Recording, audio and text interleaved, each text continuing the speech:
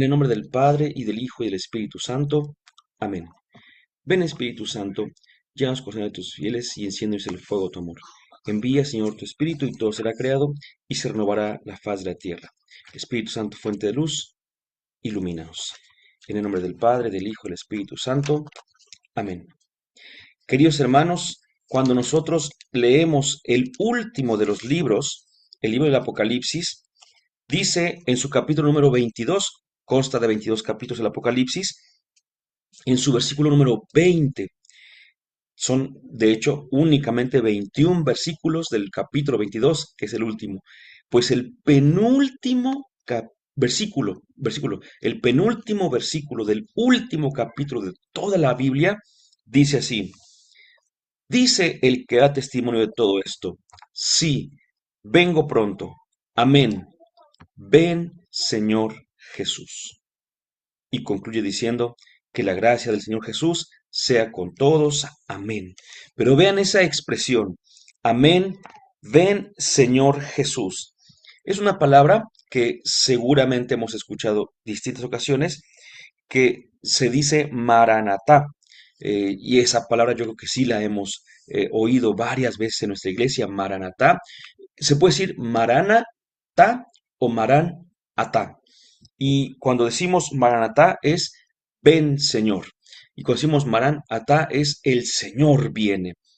Esta idea con la que se cierra el libro del Apocalipsis es, de hecho, también una idea con la cual podríamos leer el libro del Génesis, el primer libro de la Biblia. Fíjense, del último nos vamos al primero.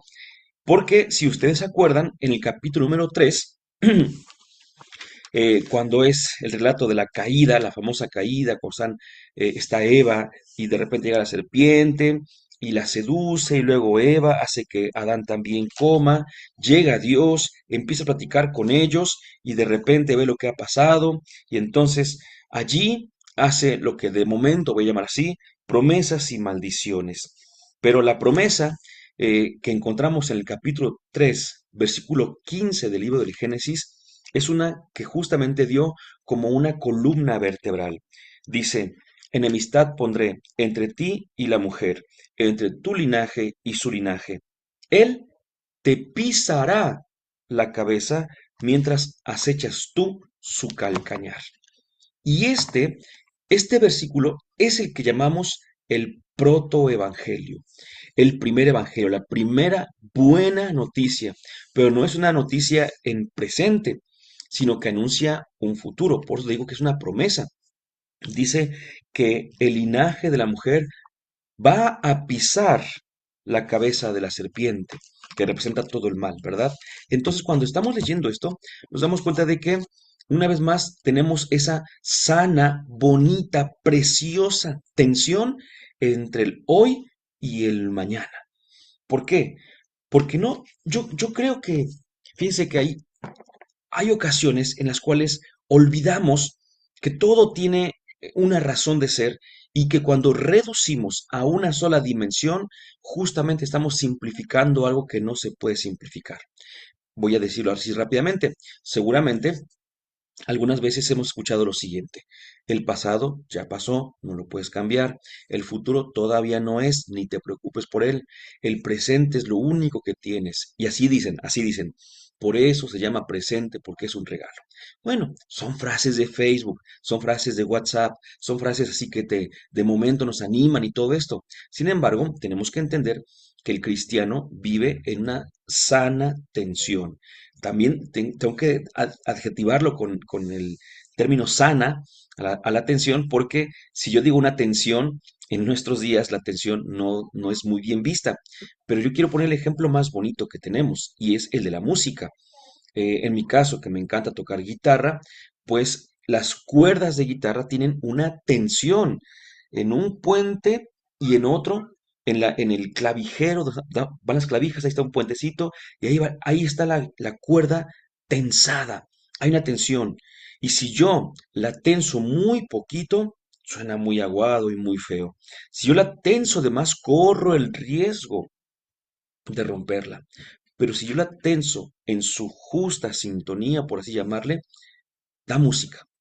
Entonces, la tensión no es algo necesariamente negativo o adverso, sino que de hecho siempre vivimos en tensión porque el ser humano es verdad, solamente tenemos real, materialmente hablando, el presente.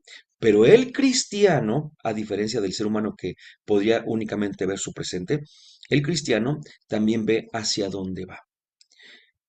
Jesús, nuestro Señor, en el capítulo 13 del Evangelio de Juan, ha dicho lo siguiente, bueno, eh, lo dice Juan de Jesús. Dice, Jesús sabía que había llegado su hora y sabía, escuchen, que del Padre venía y al Padre volvía. Es decir, Jesús sabe cuál es su origen, pero también cuál es su meta. Todo esto, mis queridos hermanos, lo estoy diciendo justamente porque, miren, el Génesis, bueno, empiezo por como lo dije, el Apocalipsis dice, ven Señor Jesús, no está. Ahorita vamos a explicar todo eso. No está, quiero que venga. El Génesis dijo, va a llegar alguien que va a liberarlos, porque es la expresión. El pisar la cabeza es va a liberarlos, pero será mañana. Entonces, el ser humano, el cristiano, mejor dicho, tiene un pie en el presente y un pie en el futuro. No estoy diciendo que despreciemos el pasado, que lo olvidemos como si no hubiera pasado absolutamente nada. De eso hablaremos más tarde. Lo que pasa es que ahora estamos hablando o queremos introducir el tema que nos está reuniendo y es el tema del Adviento. Cuando hablamos del Adviento, entendemos de inmediato un tiempo de preparación para la llegada de Jesús, ¿verdad? Yo luego me peleo un poquito ahí con la gente, hace poquito voy a decir así, con seminaristas. Cuando yo me peleo no es que me agarren ni a golpes ni a, a debatir o algo así, ¿no? Ahorita van a ver a qué me refiero. Con catequistas, con quien sea, y les digo, a ver, es que tenemos que entender que un error muy grave que cometemos casi siempre, muchos, es traducir el tiempo del Adviento en un tiempo de espera. No, no, yo les digo, la palabra Adviento no significa espera, significa llegada. ¿Y cuál es la diferencia?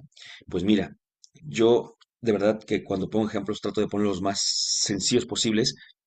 A lo mejor alguna vez nos hemos encontrado con alguien en la calle o alguien se ha encontrado con nosotros en la calle y de repente lo vemos y, ay, ¿qué haces? ¿Cómo estás?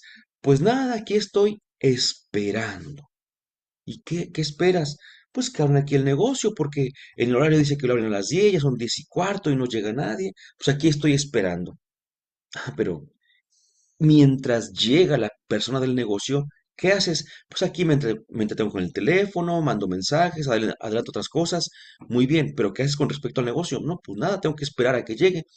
Vean cómo la espera es a cierto punto impotencia, ¿verdad? No digo que siempre sea así, no estoy afirmando que siempre en todo momento, pero sí surge mucho la idea de que la espera es impotencia, es pasividad, no puedes avanzar. No, Adviento no significa espera, Adviento significa llegada, ahorita vamos a verlo. Entonces, el Adviento no es un tiempo de espera, sino un tiempo de preparación. Y ahí cambia totalmente la idea de la pasividad, de estar esperando, a la actividad, a la acción, de estar preparando justamente esta llegada. Así que así quiero que empecemos con esta introducción. Les agradezco mucho que compartan este curso y vamos pues a ver esta tensión, vamos a ver esta preparación, vamos a ver esta llegada. Primero, punto número uno, el Adviento. Primeros pasos para que nos entendamos con el Adviento. Etimológicamente, bueno, sabemos que la etimología es el estudio de la correcta interpretación de las palabras, y aunque a veces las palabras en su etimología ya quedan un poquito lejanas, siempre es un buen indicativo. Etimológicamente, la palabra adviento nos llega del latín adventus, que a su vez traduce la palabra griega parusía, y significa venida o llegada. En el Imperio Romano se usaba para referirse a la venida del emperador a una ciudad. La iglesia tomó esta palabra para hablar de la venida del Señor.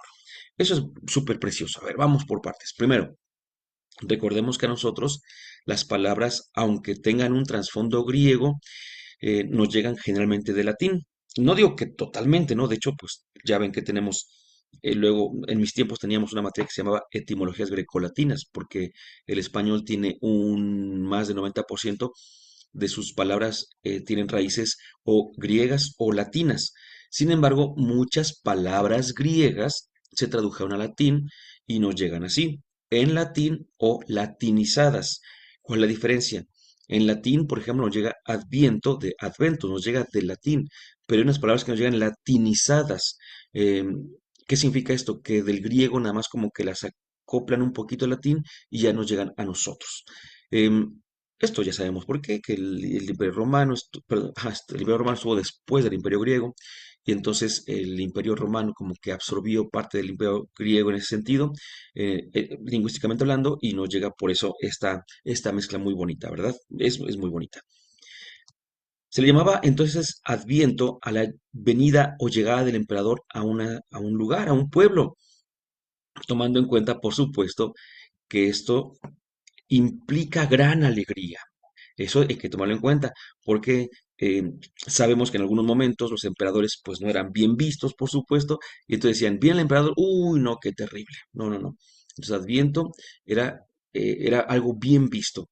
Y los cristianos, justamente inmiscuidos en el imperio romano, justamente sabedores de estas expresiones lingüísticas, dijeron, pues si Adviento es la llegada del emperador que visita a su pueblo, a nosotros también nos ha visitado el Señor y prometió volver a visitarnos, entonces a esto le vamos a llamar Adviento, a la llegada.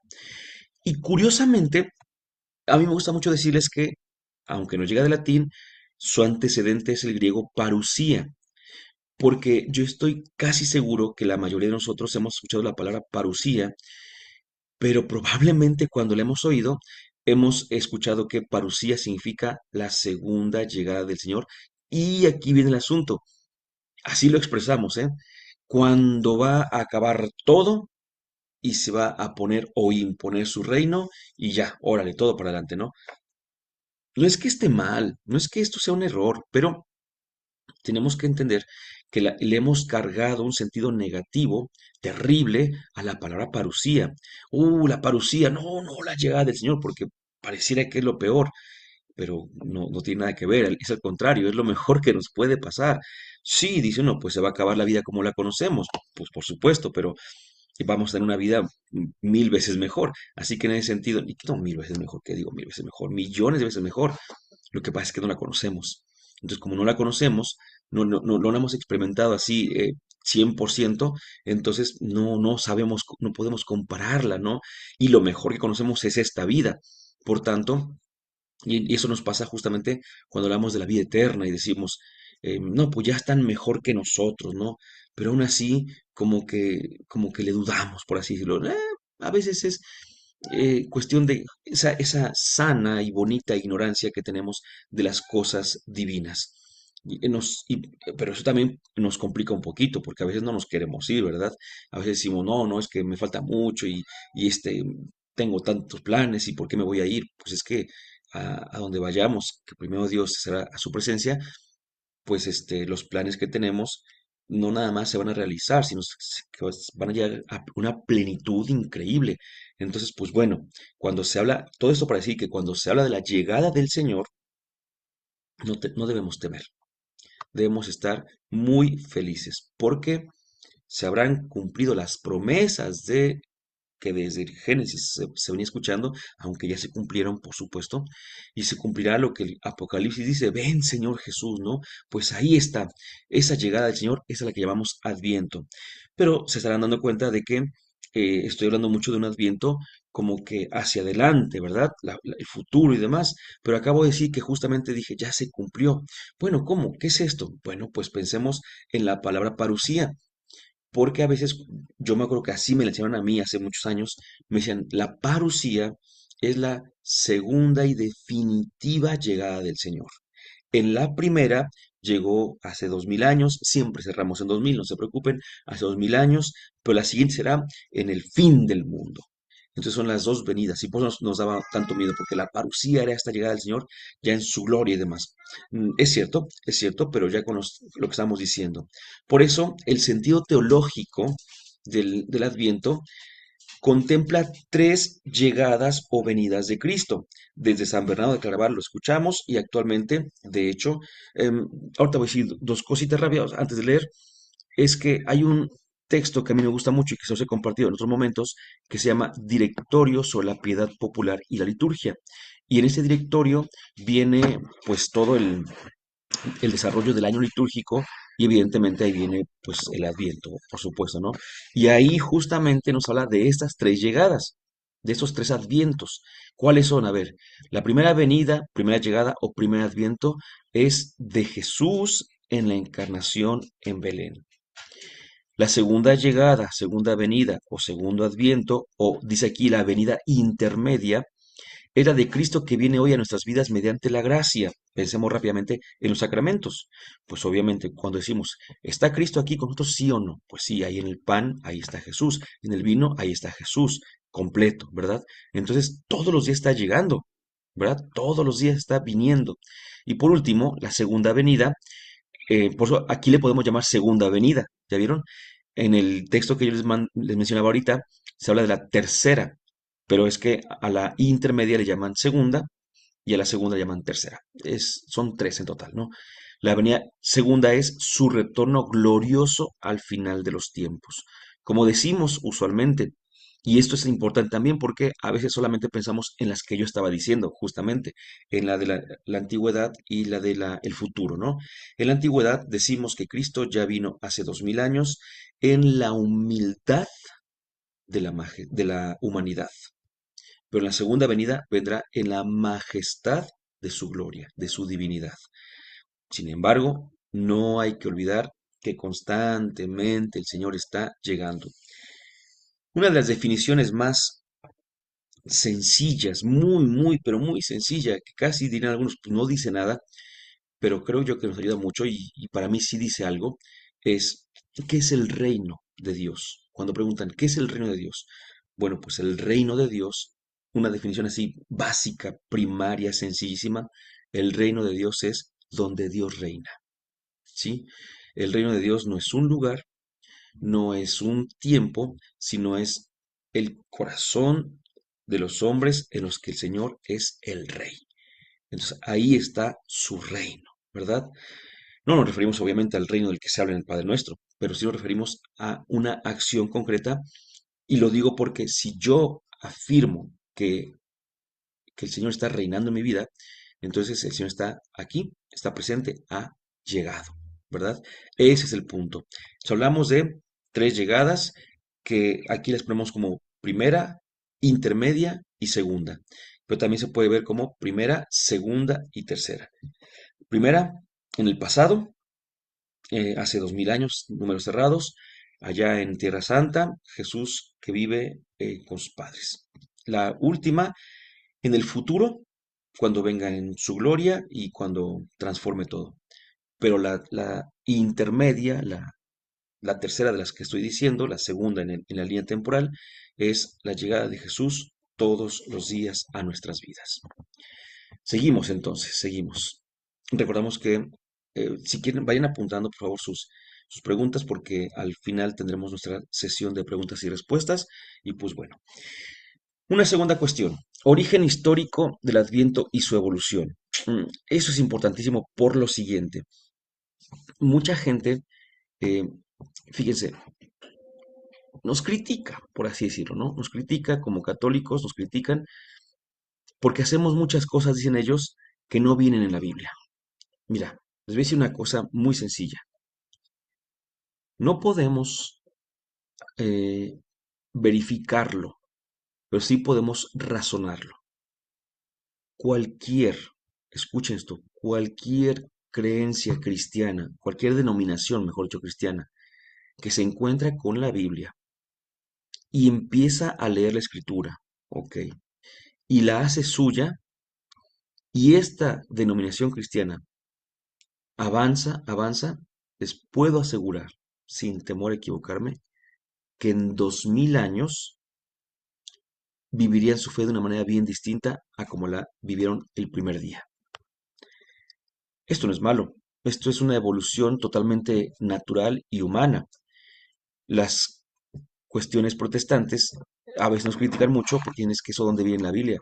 No viene, pero recordemos que en primer lugar no nos preocupa porque a los católicos nos funda la palabra de Dios, no exclusivamente la Biblia. ¿Pero qué no la Biblia es palabra de Dios? Sí, la Biblia es palabra de Dios, pero no toda palabra de Dios está en la Biblia.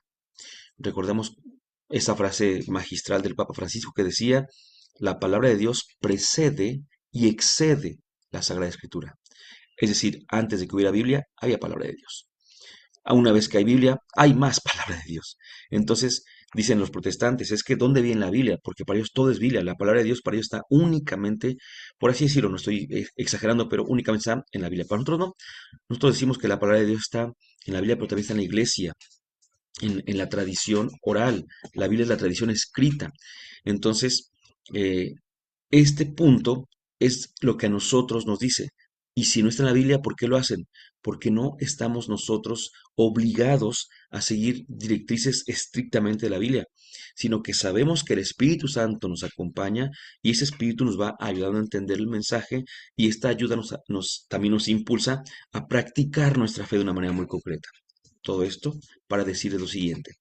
En la Biblia no vamos a ver en ningún lugar que diga, y bueno, cuando llegue el tiempo del Adviento, usen el color morado y hagan esas lecturas y demás. Pues obviamente no, obviamente jamás, ¿no? Recordemos que lo primero que se celebró en nuestra iglesia, ¿qué fue? La Pascua, la pasión, muerte y resurrección de Jesús. Cuando, y lo vemos perfectamente en el libro de los Hechos, cuando empieza el libro, dice San Pedro, se levanta ante la asamblea de hermanos y les recuerda que Judas los traicionó y se fue, y les recuerda que el número de los apóstoles tiene que ser de 12 porque es también un número simbólico. Dice, como se nos fue uno, tenemos que poner a otro, no hay más. Entonces, aquí viene el punto. ¿Qué es lo que pide Pedro de entrada? Dice, alguien que haya estado con nosotros, escuchen, desde que Jesús fue bautizado hasta que Jesús ascendió. Y cuando Jesús fue bautizado justamente unas semanas, unos meses antes de que iniciara su predicación pública, su vida pública. No piden a alguien para ser apóstol, no piden a alguien que conozca toda la vida de Jesús, que lo haya conocido desde chiquito. No, no, no, piden a alguien que haya estado con ellos desde la vida pública de Jesús hasta la muerte pública del Señor. Entonces, fíjate nada más cómo eso es lo que les interesaba en un primer momento. Por eso es que con el tiempo dijeron, es que eso es tan grande, que pues hay que prepararnos. Y entonces surgió la cuaresma, ¿verdad? Muy bien. Pero iba avanzando la iglesia, y de repente dijeron, bueno, pues es que fíjense, para poder solucionar ignorancias, aclarar dudas o incluso ir defendiéndose de herejías, dijeron, pues vamos a celebrar también no nada más la vida, la vida eterna del Señor, sino la vida terrena del Señor. Vamos a celebrar también la Navidad, el nacimiento de Jesús. Y dijeron, oye, oye, lo empezaron a celebrar, por supuesto, ¿no? Pero siglos después de todo, de la resurrección del Señor, empezaron a celebrar la Navidad y años después dijeron, pero es que esta fiesta también es muy importante. Y años después dijeron, pues vamos a prepararnos para esta fiesta. Y surgió el Adviento. Primero fue la Pascua, luego la Cuaresma, después la Navidad y después el Adviento. Entonces, el origen histórico del Adviento, para que no nos confundamos, porque alguien puede decir, pues cuando Jesús nació, pues no, porque recuerden que no sabían que era el Hijo de Dios, ¿no? Tuvo él que manifestarse para que lo reconocieran como hijo de Dios, pero pues no sabían, entonces no estaba el pueblo así como que poniendo todas las casas de morado y ya van a ser el hijo de María y de José, sí, pongan aquí, prendan la tercera vela, pues nada que ver, ¿no? Entonces no sabían y por eso el Adviento se vive tiempo después. Se comenzó a celebrar más o menos entre los siglos cuarto y sexto, obviamente después de Cristo. Imagínate, 500 años en promedio, 500 años después de Jesús. Imagínate nada más. Es una festividad, un tiempo litúrgico, no, obviamente no muy tardío, pero no es súper cercano a los acontecimientos. Primeros testimonios. En la Galia y en España ya se celebraban tiempos de preparación con ayunos antes de la Navidad. En el siglo V El Concilio de Tours menciona un periodo de preparación llamado Cuaresma de San Martín en el siglo V, que iba del 11 de noviembre al 25 de diciembre. Y en Roma, para el siglo VI, el Adviento ya tenía estructuras semejantes a las actuales. Fíjense entonces cuánto pasó. ¿Ya vieron? Es decir, porque eso es muy interesante, eso es mucho, muy interesante. El día de hoy, por ejemplo, el Vaticano saca un documento que rige la liturgia, que rige la doctrina, el Vaticano lo saca y se va aplicando. Así como que se va derramando este conocimiento, se va derramando esta práctica y demás. Pero antiguamente no era así.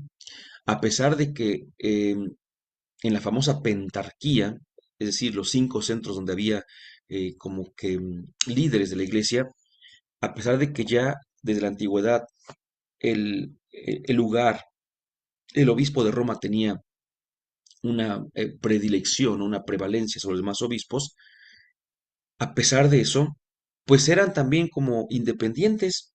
Entonces, en algunos lugares se estilaba hacer ciertas cosas, no en todos.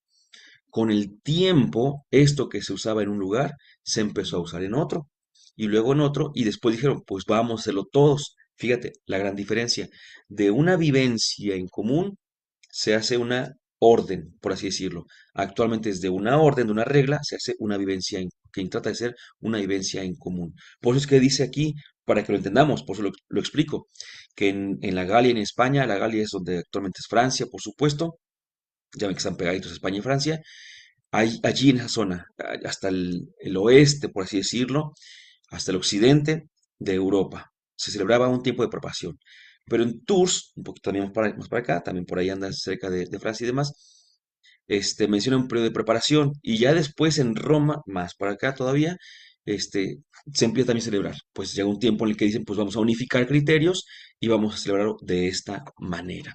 Para que vean cómo la fiesta del Adviento, o el tiempo del Adviento, no es así como que, ay, pues ya se murió el Señor Jesús, a ver, prepárenme el calendario litúrgico del año, lo vamos a dividir en 3 ciclos. No, pues para nada, ¿no? Por eso les digo, si un protestante se queja porque eso no viene en la Biblia, no viene que pongamos manteles, que pongamos estolones, que pongamos... No se preocupen, el que hace el entripado es él, no nosotros. Nosotros entendemos cómo viene la evolución de la historia de la iglesia y ahora entendemos por qué somos así. Y seguro es que sus iglesias, perdón por el sarcasmo, pero sus cientos de iglesias, con sus cientos de interpretaciones muy particulares, seguro es que el primero que empezó a vivir una fe, ha evolucionado su forma de vivirla y la iglesia ha ido también evolucionando. Seguro que se reunían primero en una casita y luego dijeron, pues ahora tenemos un salón grande, ¿no? Como el Salón del Reino de los Testigos de Jehová o las iglesias de los mormones y demás, o de cualquiera, ¿no? Que dicen, ya tenemos iglesias más grandes, perfecto. Antes nos reuníamos en nuestras casitas y platicábamos cuatro o cinco, pero ahora somos más. Hay que comprarse una bocina y un micrófono y empiezan a cambiar y eso no lo ven.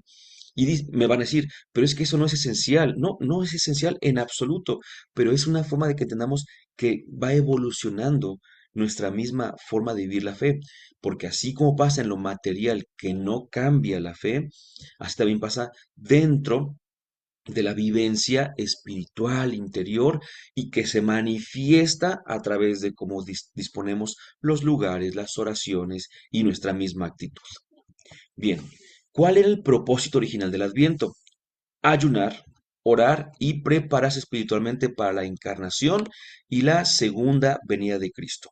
Eh, de entrada, si ustedes se acuerdan, el ayuno era muy bien visto porque ayunar era una forma de decir, yo domino, yo soy Señor, la tentación no me domina. Yo creo que todos habíamos visto que hay gente que no quiere decir que tenga la característica de la gula, y menos la gula como pecado, ¿no? Pero pero hay gente que nos dice así tranquilamente, ay, ya quítame los chicharrones porque si no me los quitas me los acabo. Ay, ya quítame los pambazos porque si no me como tres o cuatro. Ay, ya quítame de aquí enfrente porque si no, y dice uno, pues que uno puede seguir, porque el cuerpo va como pidiendo. Entonces, cuando uno ayuna, es una forma de decir que tú puedes dominar y no ser dominado. Y aquel que puede dominar su corporeidad, empezando por el alimento y se extiende a muchas otras situaciones, entonces es apto para recibir al Señor. Orar es una cosa, de hecho, que nos pedía el Señor Jesús. Oren y oren y oren. Y obviamente esto nos lleva a una preparación espiritual para recibir la encarnación de nuestro Señor Jesucristo. Aquí yo, en ese sentido, y por eso es que puse la imagen de fondo de una mujer embarazada, aquí es lo que suelo decirles, ¿no? Digo, pensando de una manera 100% lógica, 100% instintiva o de sentido común, ¿no? Si de repente dice alguien, oye, es que vamos a tener un hijo, nadie, os digo, de sentido común, ¿verdad? Pues nadie se espera hasta que ya vaya al hospital para empezar que arreglar el lugar donde va a llegar, que comprar ropita al bebé, que no sé qué tanto. Mira, hoy hacemos revelación de sexo, hacemos ¿cómo se llama? El baby shower y demás, porque todo eso es preparación. Ya cuando el bebé llegue, a lo más, hace poquito una persona que conocimos embarazada que dice que está a días y no está bien preparada, pero porque no ha hecho la maleta, pero la maleta ya es lo último, ¿no? Ya, o sea, ya, eso es lo que te vas a agarrar y te vas. Pero pues estoy seguro, porque aparte ya es mamá de otra pequeña, estoy seguro de que ya tiene contemplado dónde va a quedarse la nueva, la bebé y todo esto. O sea, ya tendrá hasta ropita, tanto de su hermanita como de alguien más. Seguramente le habrán comprado un montón de cosas y todo esto. O sea, estamos preparando. La llegada de un hijo cambia las vidas de las personas, tal cual. Y si no ha cambiado, es porque no hemos entendido qué es ser padres. ¿Verdad? Entonces, ahí está el asunto. La encarnación de Jesús, yo por eso, a lo mejor alguien se acuerda que eso lo he dicho en otros momentos, que también soy peleado, así como estoy peleado con la palabra de que el Adviento es tiempo de espera, me gusta, no me gusta, también estoy peleado con la idea de decir que la Navidad, que nazca Jesús en tu corazón.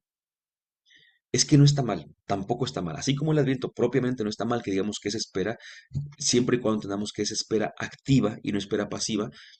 No me gusta que digan eso porque se romantiza. Ay, sí, como algo muy bonito. Ojalá que nazca y que me dé calor y que me dé luz y que me sienta. No está mal, pero nada más entiende una cosa. Si Jesús nace, toma en cuenta cuando alguien nace en tu familia o nace en ti, con tu esposo, con tu esposa, ¿cómo ha pasado eso? ¿Qué ha pasado? Pues la vida te ha cambiado. Entonces, decir que Jesús nazca en tu corazón no es para únicamente sentirse apapachado y querido, sino para sentirse motivado a cambiar, pero a dar un cambiazo que de verdad sea una cosa impactante, ¿verdad? Entonces, por eso es que el propósito era prepararse para esta llegada, preparar el nacimiento de Jesús en nuestras vidas. Efectivamente, pues está bien que lo entendamos, que así lo digamos, perdón, pero siempre y cuando lo entendamos en ese aspecto que nos motiva a cambiar. La fijación litúrgica. Finalmente, la Iglesia estableció 4 semanas de Adviento en el rito romano y que son más largas o sea, este tiempo en otros ritos orientales. Recuerden que el rito romano, al cual pertenecemos nosotros, le llamamos también rito latino o de Occidente. Razón entonces de su establecimiento, preparar adecuadamente la fiesta de la Encarnación y enfatizar la espera activa del retorno de Cristo. ¿Cuál es eso? Retorno. Porque ya vimos que ya nació, hoy lo estamos recibiendo, pero estamos esperando que llegue ya en la majestad de su gloria, de su divinidad, donde ya se va a descubrir, vamos a entender un montón de cosas. Por último, por último, perdón, es que recordemos que los cursos de los sábados los damos en 2 momentos, son 2 horas, pero hacemos una primera intervención para que no se junte mucho material, cortamos ni material ni tiempo del video, porque de por sí los videos que tenemos son un poco largos y a veces sí nos cuesta un poquito verlos, entonces hacemos un primer momento, unos 40, 45 minutos de tema, damos tiempo para descansar un poquitito y para, eh, ¿cómo se llama? Para hacer preguntas y respuestas, y luego volvemos a la segunda parte también de grabación. Bueno, por último, de la primera parte, fechas, estructura litúrgica y espiritualidad del Adviento. Fechas. Inicia el primer domingo después del 26 de noviembre. Ya sabemos que a veces decimos así, el último domingo de noviembre. Eso también es una forma de decirlo, ¿no? Termina la tarde del 24 de diciembre, porque la noche pues ya es Nochebuena, ¿verdad? Y tiene una duración variable que va de 22 a 28 días. depende justamente de en qué, decimos así nosotros, ¿no? En qué día cae la Navidad, en qué día cae tal cosa. Entonces depende de eso, porque si, por ejemplo, cae la Navidad en un domingo, pues obviamente que los domingos van a estar más recortados, los anteriores, ¿no? Pero si cae en un sábado, tuvimos más tiempo de Adviento, porque el último domingo ya fue de otra manera, ¿no? Bueno, pues hay más o menos, ahí, espero que se entienda esa parte. La estructura litúrgica, esta es buenísima, es buenísima. El Adviento se divide en dos partes, que van del primer domingo al 16 de diciembre, y aquí las lecturas tienen un énfasis escatológico. Es decir, se medita la segunda venida del Señor. Efectivamente, las lecturas de los primeros dos domingos de Adviento hablan de la llegada del Señor en su gloria. Y a esta venida, a estos tiempos, le llamamos tiempos escatológicos, ¿verdad? Entonces es la venida escatológica, la segunda y definitiva llegada, la parusía, como les decía hace ratito. Esto es lo que primero se empieza como a reflexionar, que no perdamos de vista hacia dónde vamos, ¿verdad? Pero del 17 al 24 de diciembre, la iglesia se prepara directamente al nacimiento del Señor, es decir, entramos en un modo de celebración de la llegada de Jesús en la carne. Y ya nos empezamos a disponer justamente a aquella situación pues, hasta que llegamos a la Navidad, que es donde Jesús nace, pues ya estamos como que más cercanitos a todo esto. En este caso, eh, la última semana es conocida como Semana Mayor o Semana de la O por las antífonas O. ¿Qué es esto? La iglesia, nuestra iglesia, tiene una oración que de hecho así le llamamos la oración de la iglesia. No me refiero al Padre Nuestro como tal, que es la oración por excelencia de nosotros, enseñada por el mismo Señor Jesús, ni a una oración en el sentido de un conjunto de un rezo, por así decirlo. La oración de la iglesia la encontramos en la liturgia de las horas. Dicen así y se oye muy bonito. La verdad es que, y se entiende, claro, se entiende, ¿no? Dice, porque tú podrías, por ejemplo, decirle a quien tú quisieras, un grupo de 50 personas, mañana a las 9 vamos a unirnos en oración. Y aunque tengan un mismo fin, que digan, y vamos a orar por la salud de fulanito, ¿no? 50 personas unidas orando por la salud de fulanito. Pero las 50 personas estarán orando de manera diferente. Van a tener una misma intención, pero su oración será diferente. En cambio, con la liturgia de las horas pasa una cosa bien bonita, porque con la liturgia de las horas se dice que este, estés donde estés, en cualquier parte del mundo, es una exageración, porque aquí es noche, allá es día, aquí es día, allá es noche, pero vamos a entendernos aquí rápidamente. Tú sabes que estés donde estés, estás orando lo mismo que tu otro hermano que está a 100 kilómetros, a 500 kilómetros, a 1000 kilómetros aquí, ¿no? Porque en la oración de la iglesia, que es la liturgia de las horas, ya viene todo en la misma sintonía y ahí viene ya la oración que nos va llevando. Y seguramente las conocemos. Nosotros usamos la famosa liturgia de los fieles, un libro más delgadito, pero la liturgia de las horas ya ven los cuatro tomos, ¿no? Bueno, pero ¿a dónde voy con todo esto? Que esta oración contiene antífonas.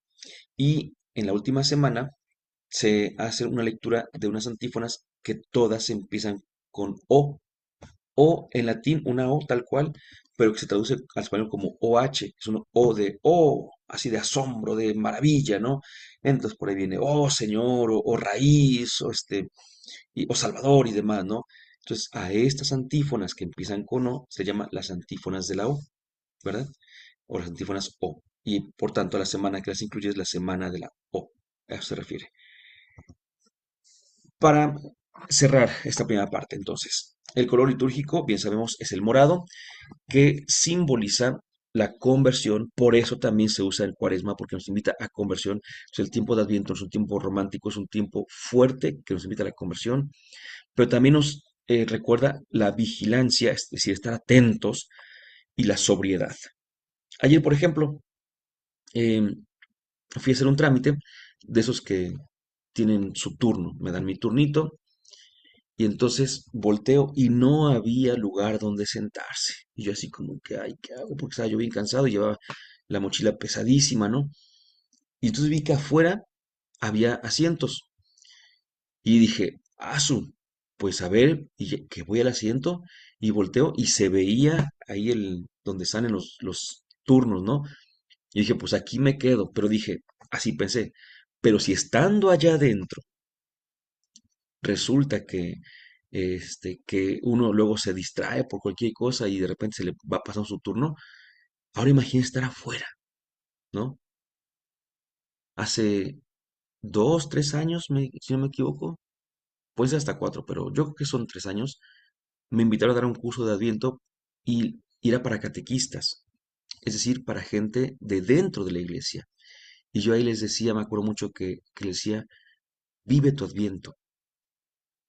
Y no me refería a sirve en la iglesia durante el tiempo del Adviento, sino vive tu Adviento, porque justamente a veces por estar dentro, se nos olvida que dentro también hay distractores.